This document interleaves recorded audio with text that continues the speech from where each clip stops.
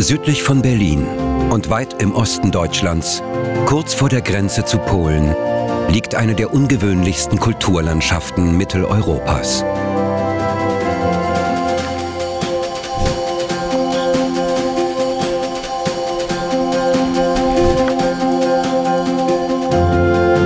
Die Spree verzweigt sich hier ganz plötzlich in unzählige flache Wasserarme. Im Kern dieser zerfurchten Landschaft, dem inneren Spreewald, leben die Menschen wie in einem Mosaik aus kleinsten Feldern, Wiesen, Gärten und Wäldern. 1000 Kilometer Wasserwege liegen wie ein Spinnennetz über dem Land und teilen es in zahllose kleine Inseln.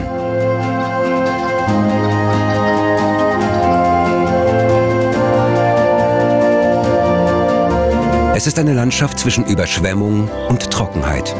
Ein sensibles ökologisches System und eine große Herausforderung für die Menschen, die hier leben und das Land bewirtschaften.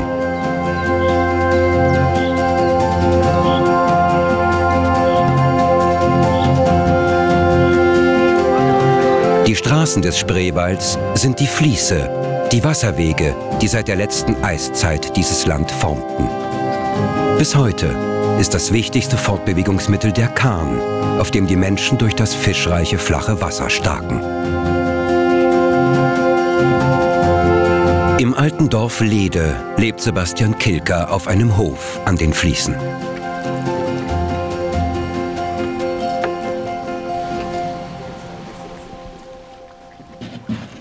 Schon in der 5. Generation bewirtschaftet er die kleinen Ackerflächen seines Landes, baut auf verschiedenen kleinen Inseln Getreide, Gurken und Kartoffeln an.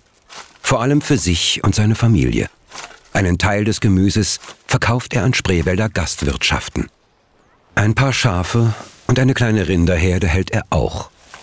Mit der Konkurrenz der bäuerlichen Großbetriebe kann er nicht mithalten. Doch Bauer Kilker ist Landwirt aus Leidenschaft und Tradition. Stolz bewahrt er das Erbe seiner Vorfahren. Was seit Jahrhunderten hier selbstverständlicher Arbeitsalltag war, wird heute zur Touristenattraktion.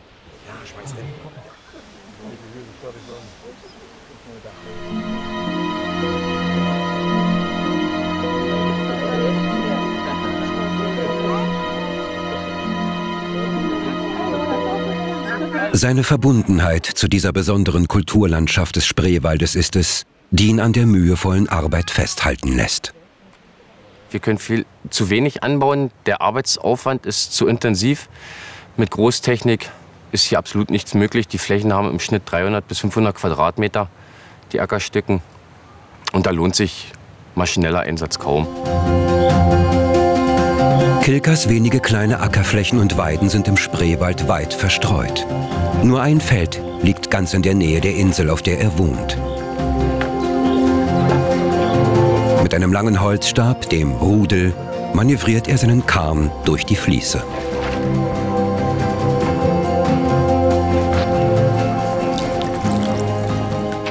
Ich lebe hier auf einer Insel, die mit Wasser umgeben ist. Und ich kann mein Grundstück nur mit dem Kahn erreichen.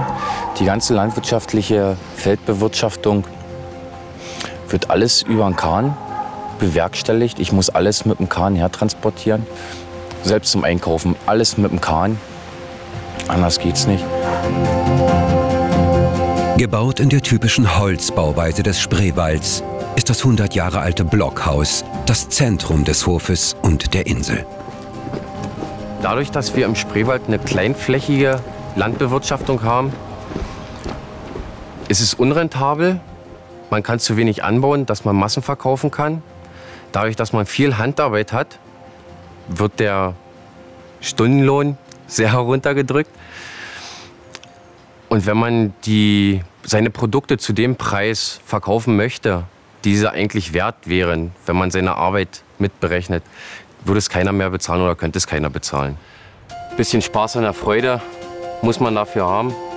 Ansonsten also ein erträgliches Geschäft ist es nicht, dass man davon überleben könnte. Kilker führt seinen Hof nebenbei, als Nebenerwerbshof. Vor allem am Wochenende und am Abend kann er sich um die Bewirtschaftung kümmern.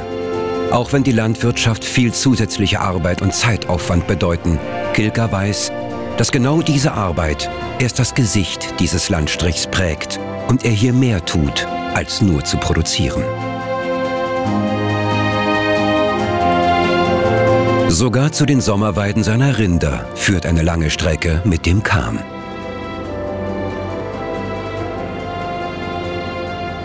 Die Weiden und Felder des inneren Spreewalds sind vielerorts aufgeschüttet. Eine künstliche Erhöhung, die vor Hochwasser schützen soll.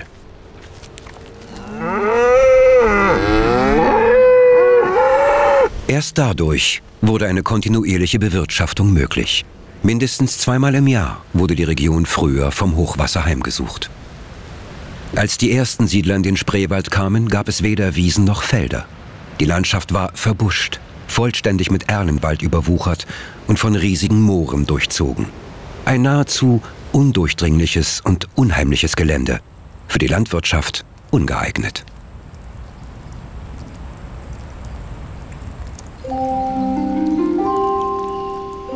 Diese einzigartige Landschaft hat die letzte Eiszeit hinterlassen. Beim Abschmelzen der Gletscher floss das Wasser in einem riesigen Urstromtal zusammen. Hier im flachen Land floss das Wasser nur sehr langsam ab. Der Strom bildete die stark verästelten Fließe. Es entstand ein moorig-sumpfiges Wasserlabyrinth. Der Moorboden mit seinem sehr hohen Grundwasserspiegel macht den meisten Pflanzen das Überleben schwer. Auf diese Verhältnisse spezialisiert ist die Erle. Mit ihrem flachen, zusätzlichen Wurzelgeflecht kann sie die ständigen Wasserschwankungen ausgleichen. Tausende Erlen säumen bis heute die Ufer der Fließe. Sie sind die eigentlichen Urbewohner des Spreewaldes.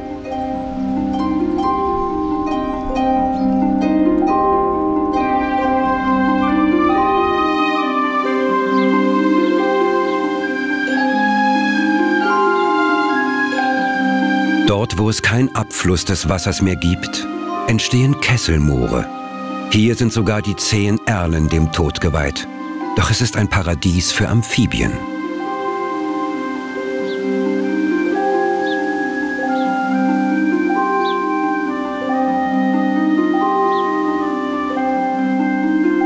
Der ständig durchnässte Boden machte es den Landwirten schwer, den Boden zu kultivieren. Und so bauten sie im ganzen Spreewald Kanäle, um den Boden zu entwässern. Aber auch dabei ist in diesem sensiblen Ökosystem Vorsicht geboten. Zu starke Entwässerung führt zu Austrocknung.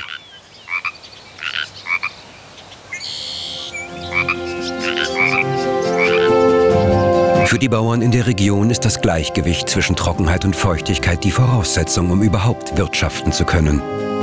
Der Unterspreewald ist der letzte nördliche Teil des weit verzweigten Wassernetzes, bevor sich die vielen Wasserarme wieder zu einem Strom vereinigen. Da fließt die Pretschener Spree. Das ist ein kleiner Flusslauf und hat die Besonderheit, dass er renaturiert worden ist vor ein paar Jahren. Damit kann diese Wiese auch wiederum so sich und auch der Moorkörper dieser Wiese so verhalten, wie er eigentlich sich verhalten muss. In dieser urbar gemachten Moorlandschaft sucht Sascha Philipp nach neuen Strategien, ökonomisch tragfähig und ökologisch auf die Region abgestimmt zu wirtschaften.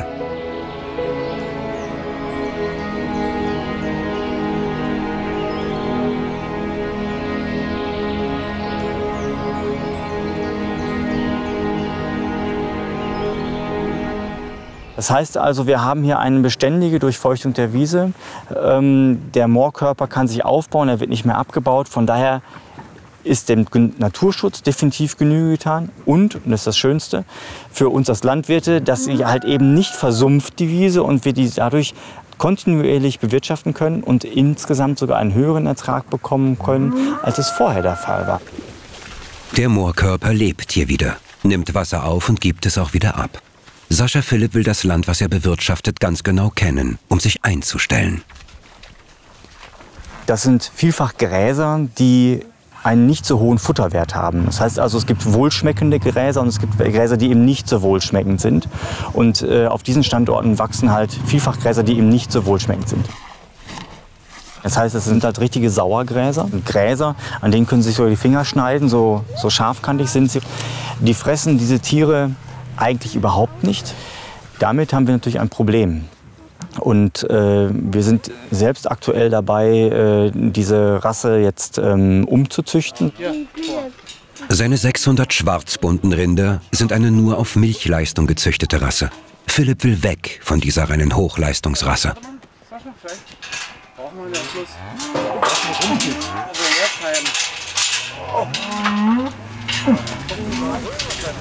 Wir versprechen uns davon, dass wir jetzt also eine höhere Bemuskelung der Tiere haben und dass die Tiere vielleicht auch genügsamer mit diesem hier wachsenden Futter dann umgehen können. Nee, weiter. Hey. Philipp betreibt eine Art Rückzüchtung, eine Anpassung der Rinder an diesen spezifischen Standort, an dem früher ein viel kleineres, zäheres Rind zu Hause war.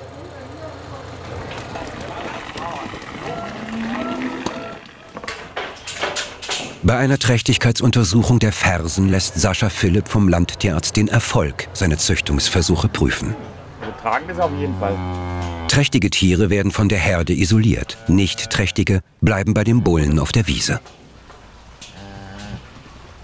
Wird ein Junge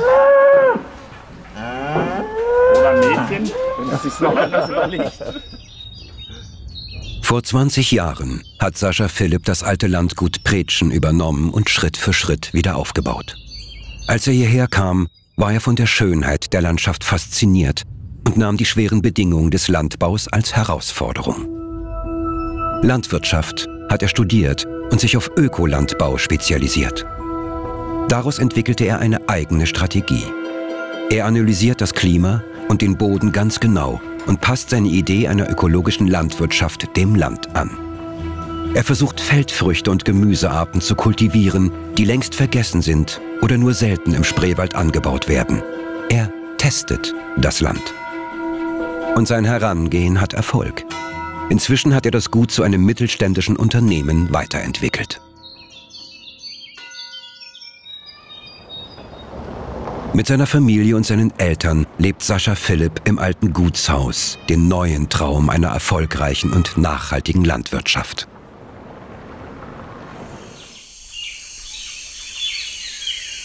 Der Spreewald ist ein von der UNESCO anerkanntes Biosphärenreservat. Sein Artenreichtum an Pflanzen und Tieren ist enorm.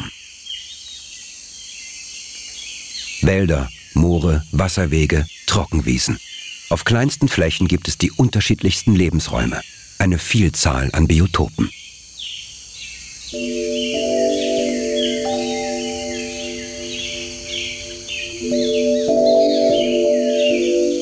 Deshalb sind Teile der Wiesenlandschaften im Spreewald geschützt und die Landwirtschaft stellt sich darauf ein. Landwirte mähen hier später als üblich. Erst dann, wenn die Pflanzen ihre Samen bereits streuen und auch Kleintieren Schutz und Nahrung bieten konnten. Die späte Maat ist eine ganz einfache Möglichkeit, Artenreichtum auch auf bewirtschafteten Wiesen zu sichern. Naturschutz und Landwirtschaft gehen im Spreewald schon vielerorts Hand in Hand. Erst die Kombination aus beidem macht die Region lebensfähig.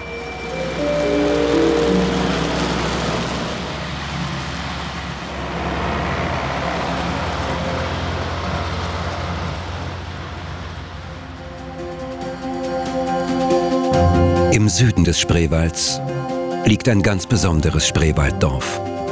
Bei einer Kolonisierung von landsuchenden Menschen wurde dort der Spreewald systematisch entwässert. Auf einer riesigen Fläche entstand die größte Streusiedlung Deutschlands mit vielen einzeln stehenden Gehöften, zu denen jeweils ein paar Morgen Land gehörten.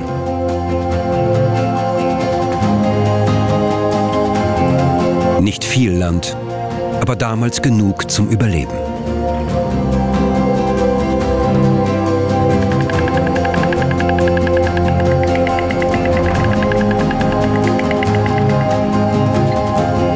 Der Dorfteil Burg Kauper erinnert an die ganz frühe Besiedlung des Landes, als sich die ersten Siedler auf Sandaufschwemmungen, den Kaupen, in diesem sumpfigen Gebiet niederließen und begannen, das Land zu bewirtschaften.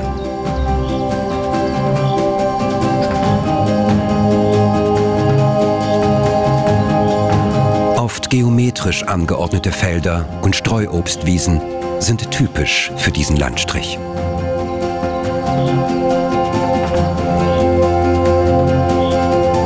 Die alten Gehöfte haben die Siedler in einer ganz charakteristischen Blockhausbauweise errichtet. Sie zu erhalten, zu restaurieren und weiter zu nutzen ist sehr aufwendig. Einige sind dem Verfall preisgegeben.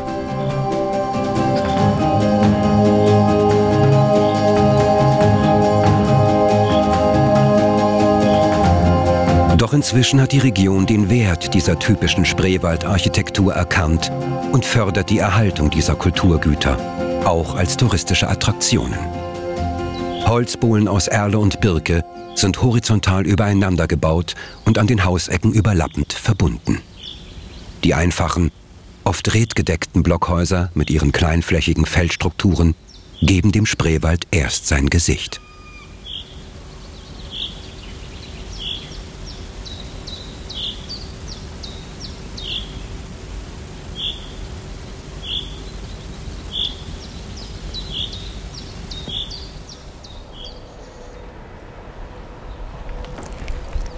In den Fließen und Kanälen dieser Landschaft war das erste Fortbewegungsmittel der Einbaum, ein einfach ausgehöhlter Baumstamm, mit dem sich die Menschen wie in einem Kajak über die Fließe tragen ließen.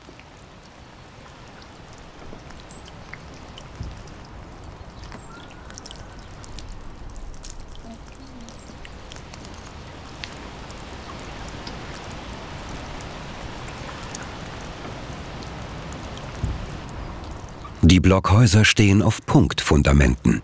Wie Ministelzen erhöhen meist große Findlinge das Fundament des Hauses.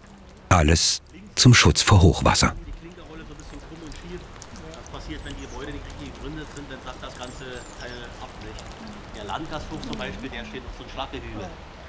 Weil Landwirte wie Sebastian Kilker inzwischen nicht mehr von ihren kleinen Ländereien leben können, setzen die Spreewälder auf die Kombination mit anderen Einkommen.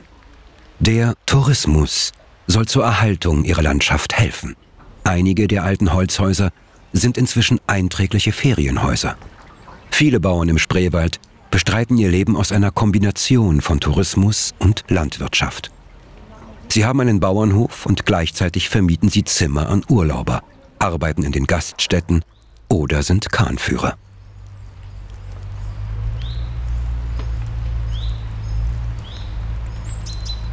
Streuobstwiesen sind über den ganzen Spreewald verteilt. Kirsch-, Apfel-, Zwetschgen- und Birnenbäume stehen auf kleinen Wiesen dicht nebeneinander. Die Monokulturen der Obstplantagen gibt es hier fast gar nicht. Thorsten Römer destilliert feine Obstbrände der Region und brennt für den Spreewald eigentlich ganz untypisch Whisky. Die nährstoffreiche Maische, die beim Brennen des Whiskys anfällt, verfüttert er an seine Fleischrinder. Römer veredelt die landwirtschaftlichen Produkte der Region und verkauft seine Brände inzwischen weltweit. Er brennt auf 2 kleinen Brennanlagen. Eine saubere Destillation der Brände ist die Grundlage der hohen Qualität seiner Produkte.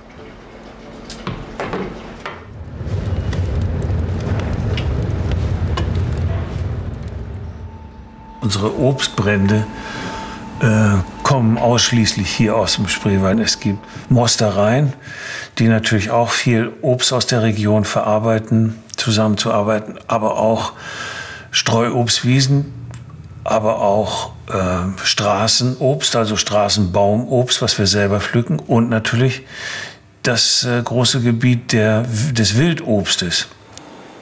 Also wir sind Hardliner und brennen alles, was einigermaßen zucker- oder pektinhaltig ist und eine gewisse Ausbeute an Alkohol ermöglicht. Römer studiert die alten und neuen Obstsorten der Region. Er sucht das Besondere. Die Mispel ist mit den Römern hier über die Alpen gekommen und war bis ins Mittelalter eigentlich verbreitet. Und als dann Äpfel, Birnen Europa ganz erreicht haben, Züchtung ganz erschlossen haben, da ist die Mispel leider so ein bisschen zurückgedrängt worden und fast vergessen. Und es gibt nur noch so einzelne Wildlagen.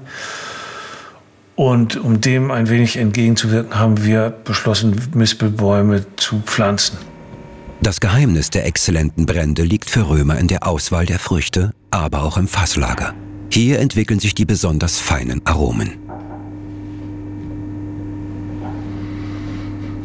Also man sollte sich schon die Zeit nehmen, anständige Fässer suchen, die noch Restaromen von den früheren Stoffen, die da drin waren, haben. Weine, Sherry, Madeira-Weine, ähnliches. Und dann versuchen, das zu komponieren mit dem Alkohol, mit dem Brand, mit dem Eigenbrand, den man da reintun will. Römer hat inzwischen eine Eigenmarke entwickelt und wirbt mit der Region für seine Brände, die über Deutschland hinaus Anerkennung finden. Sein Whisky ist bereits mit internationalen Preisen bedacht. Ich möchte gerne noch, ein paar tausend Bäume pflanzen. Bäume speziell für die Brennerei. Mit irgendwelchen interessanten Aromen versehen. Irgendwas schaffen, was besonders ist, was wirklich gut ist, was vielleicht mal prämiert wird, was den Leuten Spaß macht, was Entdeckerlust eigentlich. Gleich hinter der Brennerei liegt ein Fließ, das direkt in die geschützte Kernzone des Biosphärenreservats Spreewald führt. Hier gibt es keine Landwirtschaft. Der Erlenbruchwald bleibt sich selbst überlassen. Die Wiesen, Äcker und Felder verschwinden bald. Der Wasserweg führt in den Urzustand des Spreewalds und lässt die Zeit erahnen, in der die ersten Siedler auf dieses Land gestoßen sind. Erst durch Rodung und Entwässerung haben die Menschen das Land urbar gemacht und einen Überlebensraum geschaffen.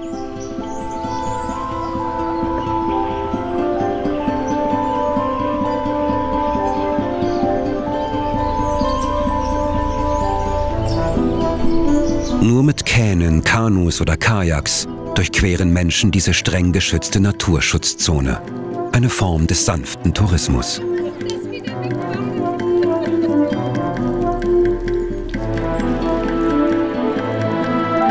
Wasser ist für das Wirtschaften im Spreewald das alles entscheidende Element. Immer schon gab es zu viel oder zu wenig. Selten war das System im Gleichgewicht. Schon wenige Tage starker Regen genügten früher, und das Wasser trat über das flache Ufer der Fließe. Mit der Zeit entwickelten die Spreewälder ein ausgeklügeltes System zur Wasserregulierung. Entlastende Kanäle, Wehre und Schleusen schützen nunmehr vor Hochwasser, auch im Biosphärenreservat.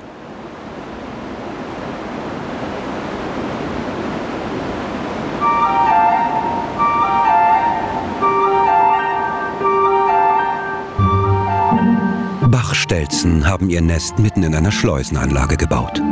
Weil Touristen immer wieder durch die Schleuse paddeln, ist die Fütterung der Jungtiere ungewohnt aufregend. Die Vogelwelt im Spreewald ist faszinierend und artenreich zugleich. Mindestens 250 Vogelarten sind hier zu Hause. Um diese Artenvielfalt zu schützen, gibt es diese streng geschützten Rückzugsräume, in denen auch jeder landwirtschaftliche Eingriff verboten ist.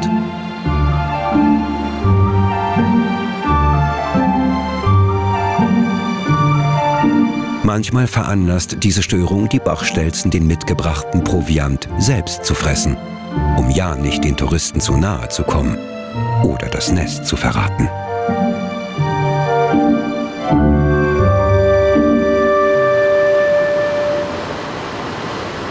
Hochwasser war für die Menschen hier immer schon ein Bestandteil ihres Lebens. Sie hatten sich daran gewöhnt. Doch es machte das Überleben schwer. Manchmal kam es zu Hochwasserkatastrophen. Ernten konnten nicht eingefahren werden. Menschen starben. Es ist paradox. So schnell das Land überschwemmt wird, so schnell trocknet es auch wieder aus. Der teils moorig, teils sandige Boden bindet das Wasser nicht lange. Ausgerechnet im wasserreichen Spreewald macht Dürre den Bauern im Sommer immer wieder zu schaffen. Eine sehr wirkungsvolle Methode der Wasserregulierung sind 2 künstliche Kanäle, die den inneren Spreewald mit seinen hunderten Fließen wie 2 Wasserarme südlich und nördlich umfassen. Durch sie kann, je nach Wasserbedarf, viel oder wenig Wasser geleitet werden. Große Wassermassen leiten diese Umfluter schnell ab, indem sie überschüssiges Wasser aufnehmen. Zusammen mit den Wehren und Schleusen bilden sie einen überlebenswichtigen Staugürtel, der immer wieder neu justiert werden muss.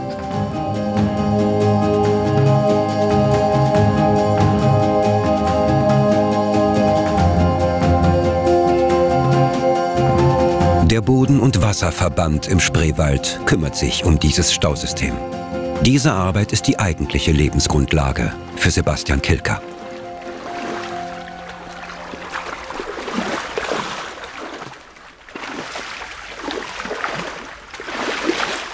Dadurch, dass das Kraut im Sommer einen starken Wachstum hat, ist die Sohle stark zugewachsen und das verhindert den Abfluss des Wassers und es bildet sich ein Rückstau.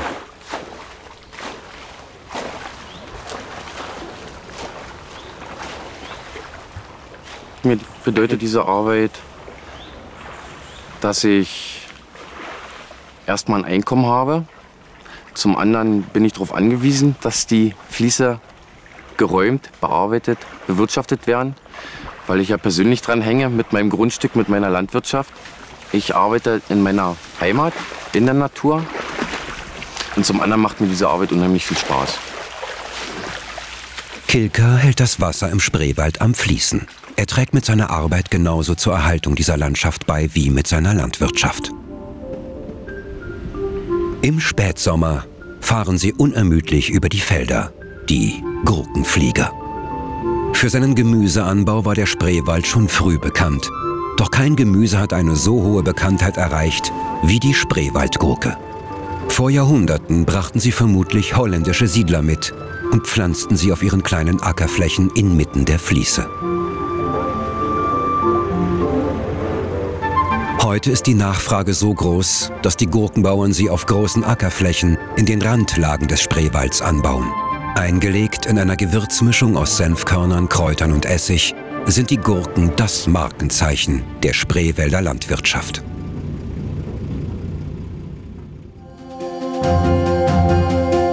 Die Gurken spielen für Ökobauer Philipp keine Rolle.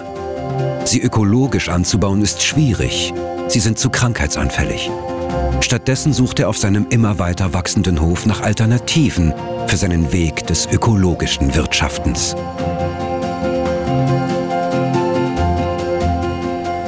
Neben der Milchwirtschaft will er vor allem den Gemüseanbau weiterentwickeln und testet verschiedene Getreidesorten auf ihre Anpassungsfähigkeit an den Boden des Spreewaldes. Er analysiert und experimentiert, sucht nach neuen Wegen in der Landwirtschaft.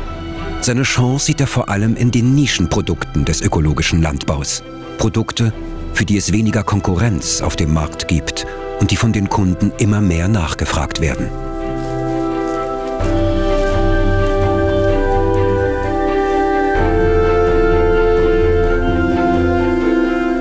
Um genau zu wissen, ob seine Felder erntereif sind, prüft er das Getreide auf seinen Wassergehalt und verlässt sich nicht nur auf seine Erfahrung.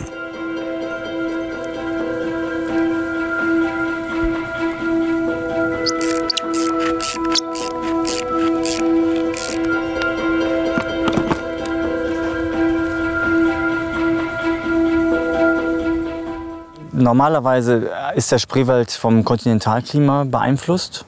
Das fängt also wirklich hier an. Das heißt also kalte, relativ feuchte Winter und einen ausgeprägt trockenen, heißen Sommer. Das ist insofern sehr schlecht, weil der Boden hier ganz sandig ist und er hält eben kein Wasser. Und damit ist der Ertrag, den man theoretisch hier bekommen könnte, auch nur Theorie. Und als Landwirt kann man damit eigentlich gar nicht damit umgehen, man muss damit leben. Das ist eben das Armenhaus der Landwirtschaft in Deutschland und damit müssen wir einfach umgehen.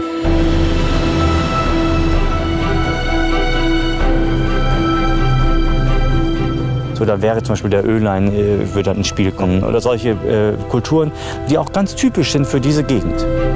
Die Leinsaat und der Saatleindotter waren wichtig für die Speiseölherstellung. Doch entscheidend waren ihre Fasern, der Flachs als Rohstoff für Stoffe.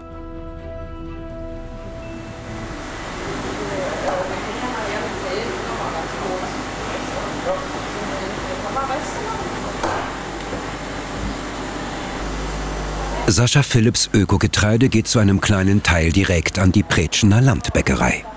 Dort wird das Biobrot gebacken, das Philipp später in seinem Hofladen verkauft.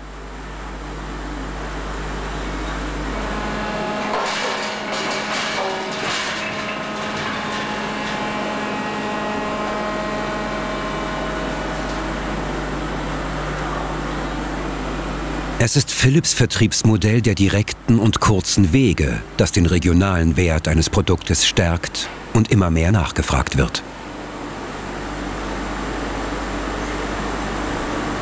Die Vision ist, dass auf Dauer sich also ein lebendiges Dorf halten kann. Noch ist Bretschen lebendig, aber die Gefahr besteht ja immer, dass es irgendwann auch ausstirbt.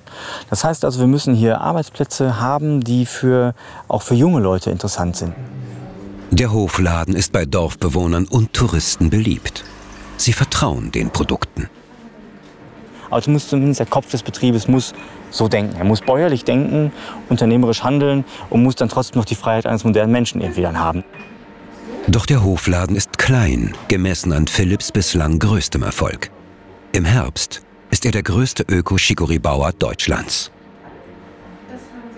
Veredeln, vermarkten, Tourismus, ja, also diese Sachen zusammenzubringen. Und da ist schon meine Vision, dass einfach das Gut an der Stelle der Nabel des Ganzen ist, also da der Ursprung aller Dinge, was das Gut hier erwirtschaften kann oder hervorbringen kann von den Flächen, dass das hier verarbeitet werden kann, dass es dann hinterher verkauft werden kann, dass die Menschen dann auch herkommen, um das zu erleben. Damit wird das Dorf wieder lebendig. Wenn Sie was zu viel haben, wissen Sie Bescheid. Darf ich dir einladen? Ja, gerne. Die guten Erfahrungen der direkten und vor allem transparenten Wege in der Vermarktung seiner Produkte im Kleinen versucht Sascha Philipp jetzt auch im Größeren umzusetzen. Seine Idee der ökologischen Nischenprodukte ist so erfolgreich, dass er weitere Projekte folgen lassen und expandieren will. 4 und 3, ne? Genau. Okay. Gut. Schön. Tschüss. Tschüss.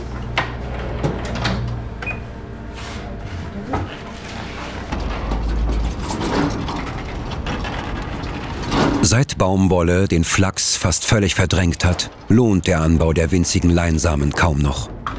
Doch die alte Windmühle in Straupitz dreht sich unermüdlich. Die Mühle steht unter Denkmalschutz. In ihr wird ein traditionelles Handwerk fortgeführt. Ein Ölmüller presst mit der Windkraft aus der fast vergessenen Leinsaat Leinöl. Um dem Öl seinen leicht bitteren Geschmack zu nehmen, röstet der Ölmüller das Leinschrot, bevor er es dann in den Metallformen auspresst.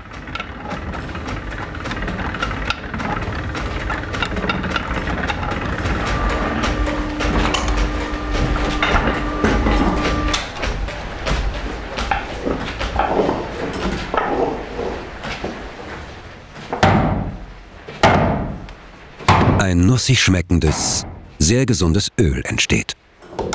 Früher war das Leinöl zusammen mit Kartoffeln und Quark ein ganz typisches Spreewälder Alltagsgericht. Heute gilt das Leinöl als besonders gesund. Deshalb lohnt sich die traditionelle Pressung wieder. Die außergewöhnliche Zusammensetzung seiner Fette macht es zu einem wertvollen Lebensmittel und sorgt für Nachfrage.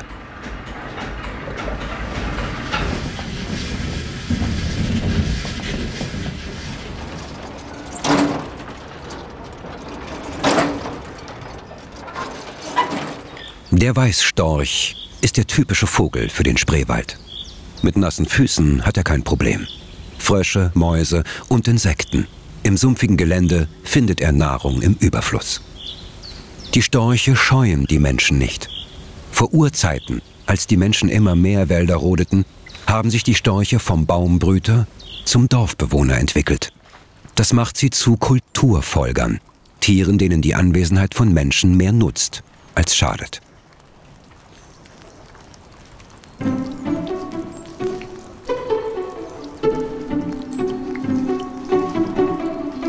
Auf Dächern und Schornsteinen bauen Storche ihre imposanten Nester am liebsten. Doch die passenden Brutplätze und auch die sumpfigen Jagdgründe wurden immer weniger. Weil die Natur im Spreewald unter Schutz steht, können inzwischen wieder viel mehr Storchenpaare ihre Jungen großziehen, bevor sie im späten Sommer zu ihren Überwinterungsquartieren in Afrika aufbrechen. In fast jedem Spreewalddorf finden sich nur für die Storche aufgestellte Plattformen, ideale Orte für den Horstbau. Jetzt, im Spätsommer, sind die Elterntiere in unablässiger Schichtarbeit damit beschäftigt, für die fast flüggen Jungvögel genügend Futter herbeizuschaffen. Nicht mehr lange und der Vogelzug beginnt.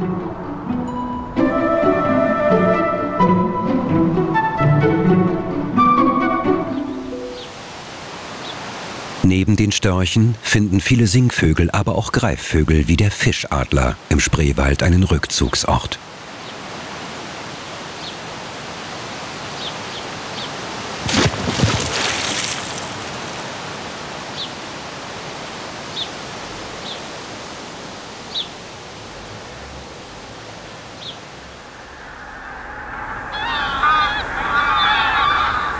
Wenn es Herbst wird im Spreewald, kann die Wurzelernte des Chicorées in Pritschen beginnen.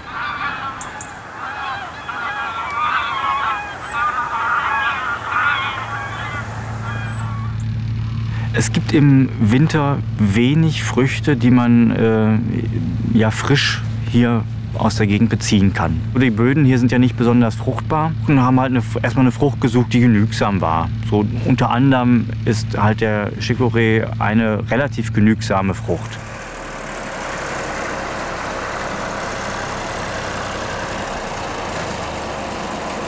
Aus den geernteten Wurzeln soll später das eigentliche Gemüse, eine frische Chicorée-Blüte, wachsen.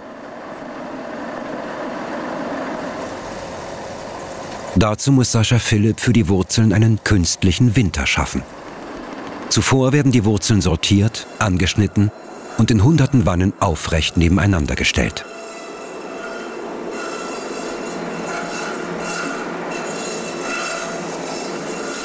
Der ist von belgischen Bauern entdeckt worden, die Wurzeln für die Kaffeeherstellung angebaut haben. Also der Muckefuck, ja, dieses Bittere des Muckefucks kommt halt durch die Cichorienwurzel. Und diese Wurzeln hat man in einer Miete gelagert, mit Stroh abgedeckt und siehe da, sie sprossen wieder aus. Auf dem Feld würden die Pflanzen erst im Frühjahr einen jungen Spross entwickeln. Mit einem mehrwöchigen künstlichen Winter in der Kühlkammer simuliert Philipp Frost. Für die Pflanzen ist es wie ein Winterschlaf. Anschließend gaukelt Philipp dem Chicorée Frühling vor. Er berieselt die Wurzeln mit warmem Wasser in der Treiberei. Nur mit Wasser. Jeder andere Zusatzstoff ist im Ökobetrieb verboten. Die Pflanzen lassen sich überlisten. Sie treiben aus den Wurzeln einen neuen Spross. Stockfinster ist es in der Treiberei, denn jeder Lichtstrahl veranlasst die Pflanze zur Ausbildung eines Bitterstoffs. So bleiben die Pflanzen zwar blass, aber sehr schmackhaft. Sehr viel Arbeit steckt in einem Chicorée-Spross. Aus einer Wurzel ist nur einmal ein Spross zu ernten. 100 Tonnen erwirtschaftet Sascha Philipp jedes Jahr. Der Gemüsebau bindet naturgemäß sehr viele Arbeitskräfte. Von daher ist das eine Geschichte, die unter den sozialen Gesichtspunkten also ebenfalls auch hochinteressant ist, weil es sich zeigt, dass wenn man sich bemüht, wirtschaftlichen Erfolg mit dem sozialen Anspruch, Arbeitskräfte zu erhalten oder neu zu schaffen, auch verbinden kann.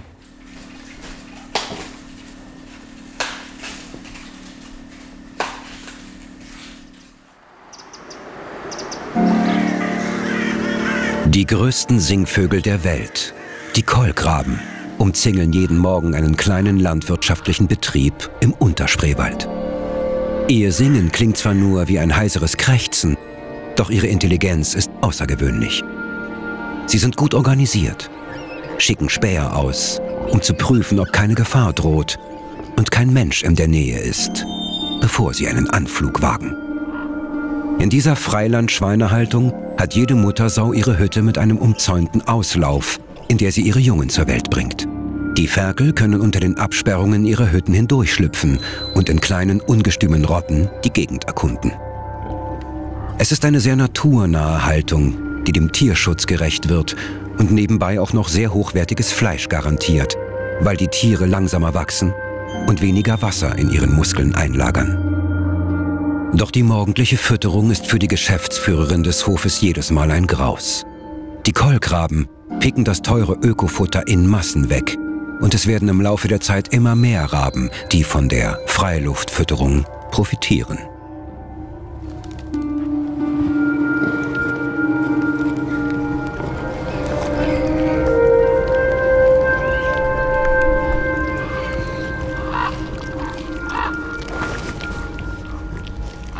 Wir als Ökobetrieb, wir haben viel mehr Freiraum für die Tiere. Sie müssen auf Stroh gehalten werden. Und speziell hier haben wir das so, dass dieses natürliche Leben der Schweine ausgelebt werden kann. Die Ferkel werden hier geboren und sind schon von Anfang an draußen. Sie brauchen keine künstlichen Wärmequellen. Sie brauchen nicht mit Eisen geimpft werden, weil sie gleich in den ersten Lebenstagen in der Erde wühlen können. Wenn es jetzt ganz doll warm ist, wollen die Sauen manchmal draußen ferkeln. Und wir können sie nicht mehr draußen ferkeln lassen, weil während des Abferkelprozesses kommen die Raben und holen die Ferkel im Ganzen weg, sodass wir die Sauen in der größten Hitze manchmal einsperren müssen.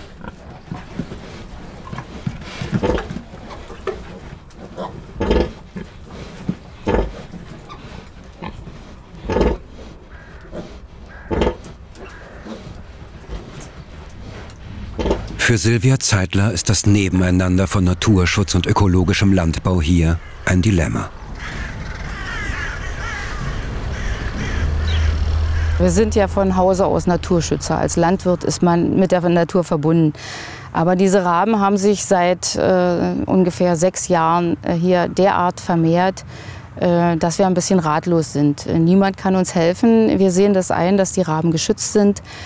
Aber wir bleiben letztendlich auf den Kosten und den Sorgen sitzen. Im Spreewald stehen Landwirte oft in dem Spannungsfeld zwischen Naturschutz und wirtschaftlichem Erfolg. Das Biosphärenreservat will zwischen beiden vermitteln und einen Ausgleich finden.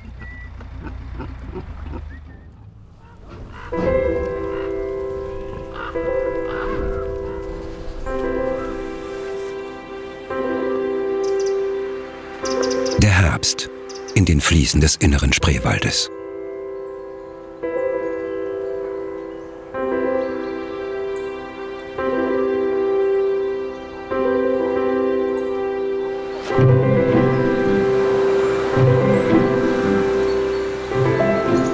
Das sogenannte Winterhochwasser wird Mitte November angefangen anzustauen. Ist ein künstlich erzeugtes Hochwasser. Da steigt bei uns im Staugürtel das Wasser um 25 bis 30 Zentimeter an. Dadurch werden alle Wiesen und Waldflächen überflutet oder ein Großteil. Hat den Vorteil, dass es dadurch eine natürliche Düngung der Wiesenflächen gibt, durch die mitgetragenen Schlamm- und Schwebstoffe im Wasser. Und man braucht eigentlich keine künstliche Düngung der Wiesenflächen vornehmen. Und im Herbst, Anfang November, Ende Oktober, je nach Witterung und Beschaffenheit der Flächen, werden die Rinder wieder auf dem Hof in die Stallung gebracht. Für Rinder sind die Fließe im Spreewald vor allem natürliche Umzäunungen ihrer Weiden. Sie sind wasserscheu. Doch Sebastian Kilkers neuer Jungrinderherde bleibt keine Wahl. Sie muss zum Transport in ihr neues Zuhause auf den Kahn.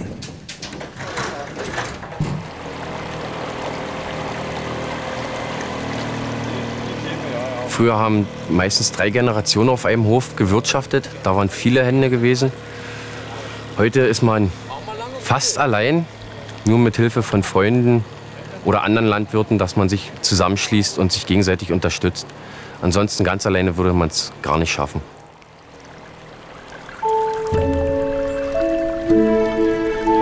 Nur für den Rindertransport hat Kilker 2 Kähne zusammengebunden und eine Stellage montiert, um den Rindern etwas Schutz und Orientierung bei der für sie ungewöhnlichen Fahrt auf dem Wasser zu bieten. Auch für Futter an Bord ist gesorgt. Kein Modell für die industrielle Landwirtschaft.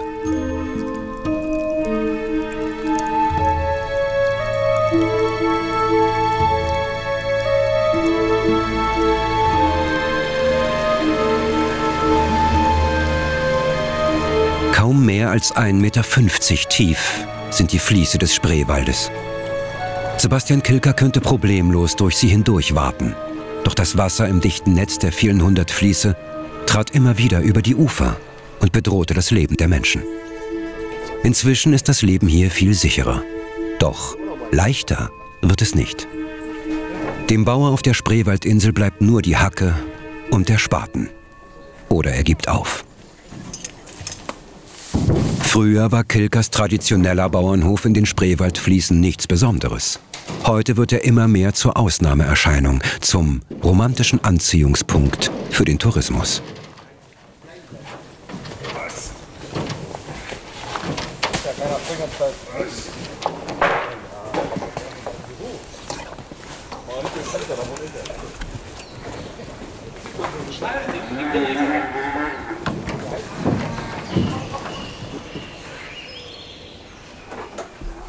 Kilker spielt mit dem Gedanken, diese Landschaft und sein Leben auf dem Spreewaldhof den Touristen zu öffnen, um seine Heimat auf den Fliesen auch in der Zukunft weiter pflegen und verteidigen zu können.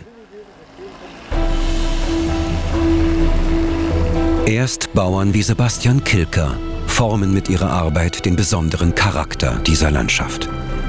Er bewahrt diese alte Kulturlandschaft, hält die Flächen offen und die traditionelle Landwirtschaft am Leben. Damit macht er diese Landschaft auch für den Tourismus zugänglich und attraktiv, einem wichtigen Wirtschaftszweig im Spreewald.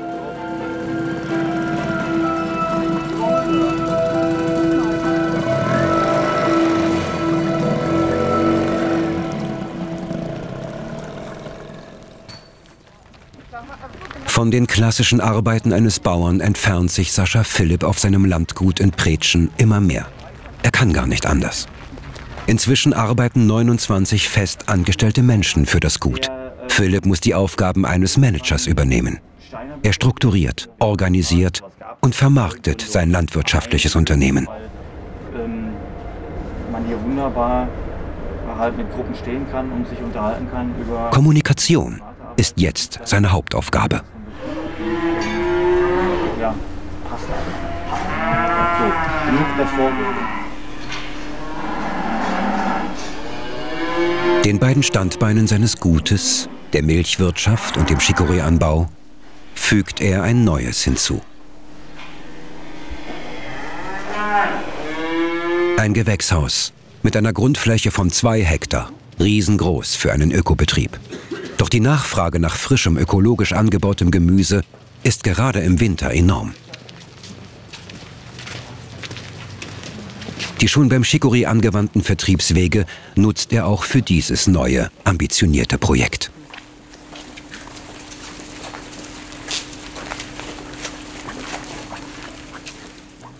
Und wir versuchen jetzt mal... Regelmäßig führt er Leiter von Bioläden aus der weiteren Umgebung durch seinen Betrieb, um so seine Idee des Ökolandbaus vorstellen zu können.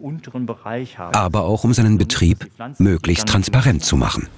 Das ist, finde ich, auch so mal das Schöne wieder. Ja? Das ist, also, das eine Projekt baut auf dem anderen auf. Also wenn wir hier nicht dieses Gewächshaus gebaut hätten, würden die Wachsendorfer auch nicht ihr Gewächshaus bauen, weil natürlich ein großer Teil der Auslastung... Die Betreiber der Bioläden können auf diese Weise ganz direkt Vertrauen zum Landwirt und den Produkten aufbauen.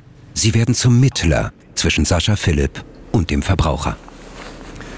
Das Gewächshaus erfüllt im Endeffekt auch wieder den Zweck, dass es eine Nische wiederum bedient. Das heißt, wir wollen dort Gemüse anbauen, sprich Feldsalat in diesem Fall oder auch andere Winterkulturen, die wir in diesem beheizten Haus aus der Region dann hinterher auch liefern können.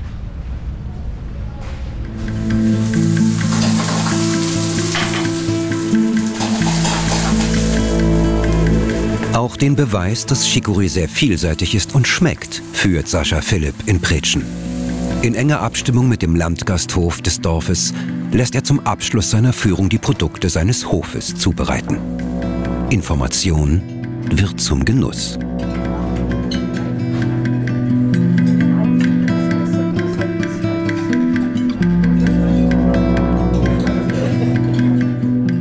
Für so eine Gaststätte ist es ganz klar, also wenn sie die Touristen, die hier durch das Dorf durchkommen, einfangen will, dann muss sie natürlich irgendwas Besonderes anbieten. Das Besondere ist das, was hier irgendwie aus der Region kommt. Und nichts ist natürlich dichter als der Bauernhof, der in dem Dorf dann liegt als Lieferant.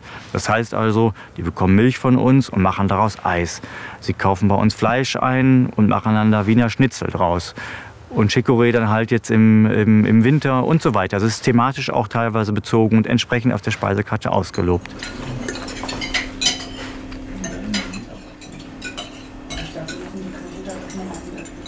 Es geht wirklich darum, dass diese Gegend lebendig bleibt, dass sie lebenswert bleibt. Und vor allen Dingen, wenn man diesen Sog Berlin vor der Haustür hat, ja, da muss man eben auch was dagegen setzen. Und wir haben eben auch viel zu bieten. Ist vielleicht nicht gerade der Kuhdamm, aber es gibt eben auch den Pritschener Anger, der ist auch sehr schön. Tradition und Moderne bestimmen das Leben im Spreewald. auch in der Landwirtschaft. Landwirtschaft, Naturschutz und Tourismus sind hier eine Verbindung eingegangen, die eine der bemerkenswertesten Kulturlandschaften in Mitteleuropa erhält. In ihrer Schönheit, in ihrer ökologischen Bedeutung und mit ihren besonderen Produkten.